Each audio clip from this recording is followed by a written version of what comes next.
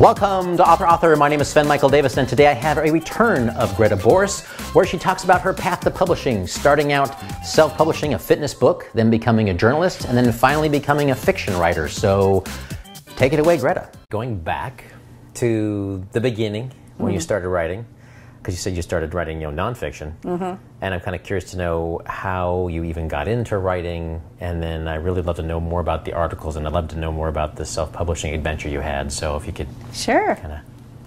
My dad was a publisher, editor, and so I grew up in that kind of house. An avid reader. I was the kid with the flashlight under the covers, finishing her Nancy Drew because it was lights out, and yes, good night, Mom. And I always thought that I was going to be a writer, and then somewhere along the line I decided an actress. And then when I was in college, my first major was literature, and my second major was drama. So I was always involved in story and writing of some kind or another. But then I got married, I had children, and I had been a dance minor, and so just for kicks I started teaching exercise classes, and that was just an easier job to do with kids. So I was a personal trainer and an exercise instructor for years and years, and ended up becoming a health and wellness director of a YMCA. And during that time I started writing the YMCA's newsletters, and it was like, oh, I forgot how much I like to write. This is so much fun. And so I was writing their silly newsletters, and then I was writing courses.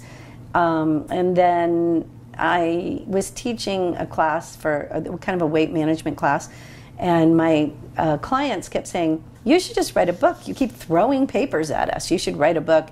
And I met some photographer who had just self-published a book on photography just for his clients. He wasn't trying to start be a big writer, have a publishing venture. And I was like, oh, I didn't know you could do that. So I wrote a book for my clients, and it's called The Wine and Chocolate Workout. I had my dad edit it because he's professional in the industry, and one of my clients was a graphic designer, so I gave him free personal training, and he did the cover, and cheap and dirty, and sold it to my clients by hand. But it was so much fun, and I got so addicted to that when I ended up leaving the YMCA and I was kind of looking around for, now what do I want to do? I was just done with fitness. It has a shelf life, and I was done with it. And that book kept coming back to me, and writing kept coming back to me. So one step after another, I weaseled my way into becoming the content editor for an online magazine, and that gave me a few kudos, and I started a blog, which nobody really read, but it did prove that I could actually string a couple of sentences together and make sense. And then I met an editor. I met the Zombies editor at an OC Writers meeting, and we were talking, and I said, oh, I love The Walking Dead. She said, well, pitch me an article. And I was like, okay. So I had to race home and Google, how do you pitch a magazine editor? And I asked my dad, because he was in magazines and all that. Yeah, so I pitched her, and she loved it, and then I wrote several for her, and then she passed me along to other editors. When you get in the magazine world, I mean, not the really big magazines that pay a ton, but at that entry level, they are always looking for writers who actually write what they ask them to write, turn it in on time. I mean, these are like amazing things for some of these editors, So if you actually deliver the product you said you were going to deliver, and it's basically grammatically correct and punctuated and has the spelling is good, and you turn it in on time, you can get business pretty fast. So, and I just kind of, one editor would pass me to another editor, would pass me to another editor. And at that time, that's when I decided the Wine and Chocolate Workout needed a facelift, because it did not look like a professional book. And now that I was a professional writer, so I took it down and got help and made it a better book. And was it digital only, or did you have print copies no, of it? I have print copies. Okay. But it needed to be reformatted, and I needed to add a lot. I didn't have very much in there about wine and chocolate. And that was like, if you're going to call it the Wine and Chocolate Workout, you better have a lot more stuff about wine and chocolate. So that was mostly what I did. I wrote a lot. I did a lot of research and wrote a lot about wine and chocolate, and added that to the book. And Curious though, in the beginning, since you didn't have a lot about wine and chocolate, did you just come up with that name because you thought it would sell better, or did you actually have kind of a concept in the back of your head that you had a little bit of wine and chocolate in there? Or just kind of at the beginning, or so in the introduction, I explained the way the title came about, and that my philosophy for fitness has always been, and it was when I was working with clients, that you're not going to get somebody to give up all their favorite treats, not for longer than a couple of months until the high school reunion or something like that. You know, they just won't. And so, you know, it has to be a lifestyle, and you have to be able to fit your favorite treats into your lifestyle and still be thin and healthy. And that can mean, you know, how much of them you have, or exercising more, or whatever. And I go over that in the book.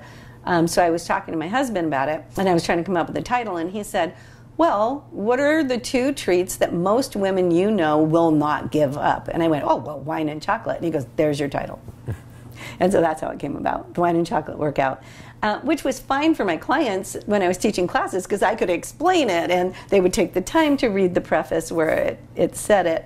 But then once it was kind of out there for the marketplace, I did start getting a few reviews like, well, this book is really interesting. I mean, it has a lot of good information about exercise, but I don't even understand why it has anything to do with wine and chocolate. And I'm like, duh, you know, so, no. Anyway, but now it does. There's all kinds of chocolate tips, why chocolate's good for your health, and why wine makes you thinner, healthier, better looking, and smarter. So we should have more of each? Well, within reason. Yeah. Sounds like a bestseller. Yeah. Well, it was. I mean, when I marketed it, when I actually take the time to be a business person and put on my marketing hat, it hit 3 Kindle bestseller lists. Oh, nice. So and first page of 2 of them. Like it was number 8 and number 14 or something like that on 2 different. It was right next to the wheat belly diet one time. So I was like, but maintaining that kind of sales takes a marketing team. And I know, not me. Plus, I got into fiction, and I kind of wanted to let it go in a way, because I didn't want to be the health and wellness person, the wine and chocolate lady. I was trying to lose that and become the 7 deadly sins lady. Gotcha. Yeah. But wine and chocolate kind of fit with the sins. Absolutely. Yeah. I have to write gluttony. That's coming down the pike. Well, there's lust in that too, I think. Yeah, there's absolutely. Do you have any other sort of kernels of ideas you're thinking of, maybe beyond this, or? I actually got an idea for a new series. Oh, wow. Okay. That I'm excited about too, but I'm not letting myself think or talk much about it until I because the one I'm working on now, the book 3, my deadline is February 1st. So I am not going to let myself, I told my husband, I'm just going to say this about it. It has a background of a mortuary in there. And so I said to my husband, I'm just letting it germinate. And he said, you mean fester? I'm like, yes, it's fester. Yeah. But yeah, it's kind of in there germinating. But I've been looking for a character that I feel like could be a protagonist through a series. And that I could take this one character through, I know, a number of books, and they would be interesting enough. And I think I came up with one. So, but she's just, she's an embryo. She's not fully formed and ready to meet the world yet, but I have an idea, so I'm excited about that, because, that's something my publisher does want me to work on too. She's definitely planning to publish all 7 of the 7 deadly sins, but she wants me to also think about another book series that has the same protagonist. Okay. From book to book. So I have an idea for that, so I'm excited.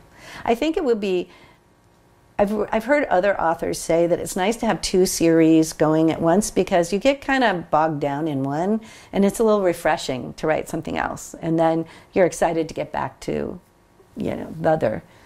So as I'm going through Sloth, I'm excited about the future books, and I do have ideas for them, but I am looking forward to writing a little something else. I may introduce this character to the world as a short story or a novelette and see how people react to her, and if if it works and people like her and I like her, then maybe she can live. Then she can live. And she can have her own series in her own world. So. More mystery thriller genre? Or? Yeah, it'd probably be a little bit more mystery and a little less suspense and a little more dark humor. Like my Seven Deadly Sins books are not funny. I know I'm kind of funny, but they're not funny. Every once in a while, I'll have a snarky character say something, to get a chuckle. But by and large, they're more serious topics. And it was like the first book. It's hard to be too funny about a serial killer or whatever. Anyway, like the one I'm working on now, it has a plot thread of human trafficking, and so it's not a funny subject. Yeah. This one, the other idea would be definitely, have a little bit more humor in it and a little more mystery.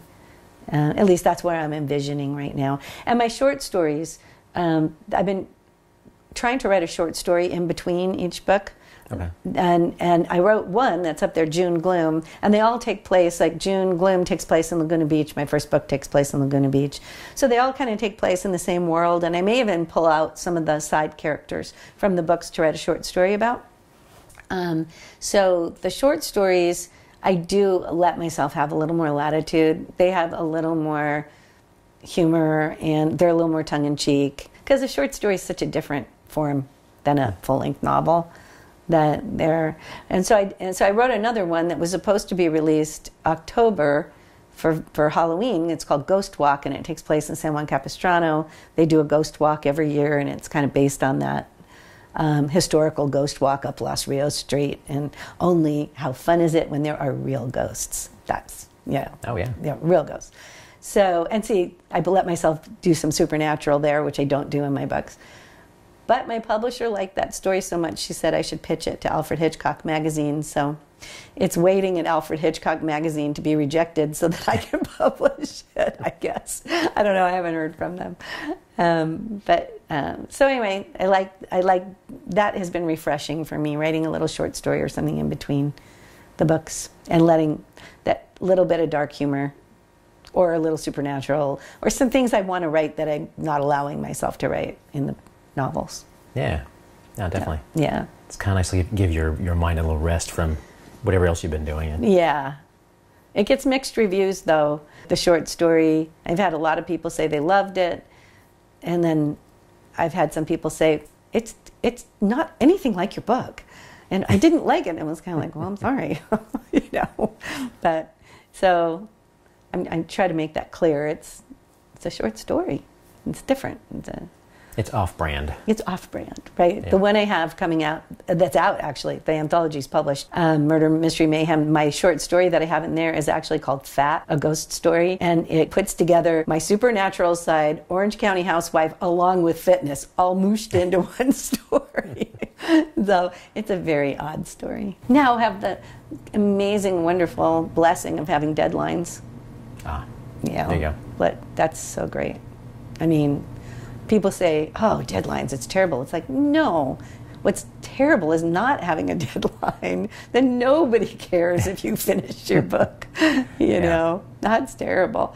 Having people want you to finish your book so that they can get it and send it to an amazing editor and help you make it better and hire an awesome artist to create a front cover for it, that's wonderful. Deadlines are awesome. So I'm not complaining. And what is your process? Do you go through 4 or 5 drafts before you send it in? Do you have beta readers in between? How do you... I don't have time for that anymore. I did with the first book, of course, when you're pitching it. I call it my Frankenstein book because it's got so many different appendages sewn onto it. The editor smoothed them out, but I do think the second book in the series is a lot better because first draft, I did a couple of revisions myself. Then I send it to the editor. She always comes back with a lot more work than I thought she was going to come back with. But it's always good. So she does the developmental edit first, and we'll usually have a long phone call where we brainstorm through the problems that she sees and potential fixes. I usually have about another month and that I implement what we talked about. The second book went much more smoothly than the first book. Hopefully the next book will go even more smoothly, I'm hoping. So the second book didn't take me quite as long to implement all of her revisions, and most of them were I needed to add things, not take things out, which I thought was encouraging. Yeah. And I added a character, basically. He was only in a backstory, and she loved him. She goes, "Why don't you bring him in?" I'm like, "Oh, okay." So I added a character, and so, did some revision there. And then I send it back to her, and then she starts doing the copy edits, where it's more like, this section doesn't read really well, or, where we start really working on the language more. And then the final edit is line edits, trying to catch as many typos as we can catch, and really get it ready, spit polish, to send back to the publisher for formatting. And then it should get another proofread. The cover design usually starts somewhere around then. And that's where we're at right now with The Scent of Wrath, is at the formatter right now. Cover's designed. It's gorgeous. I sent you a picture of it. So pretty. And yeah, that's... So I'll have another book on my shelf, and... It's exciting. Yeah, I know. It's really fun. Very excited. Yeah, definitely. Congratulations. Thank you. Yeah, so actually between June and December of this year, I'll have 4 books come out. Wow. I know. One heck of a year. Part of it is because I had a backlog of stuff. Whew, I don't know if I can keep this up. But yeah, the first 2 books in the 7 Deadly Sins series, the short story anthology, which I'm just a part of, but it's still a book I'm in, and have to help market and all that. And then aspiring to author my nonfiction book with Megan. Next you're going to go for 5? No. No, maybe 3. Okay, that's still pretty good. And a couple short stories. The Scent of Wrath is about a single mother who, in order to protect her son, who's been in a bad car accident and he's recovering, and also social services is keeping a close eye on her because of the accident, thinking maybe she was negligent. She's trying to protect her son, but somebody is stalking her and leaving cryptic messages about her son. And so she doesn't know what to do about it, and she's got to figure it out and protect her son. Please subscribe so my dad can make more videos like this. Thank you.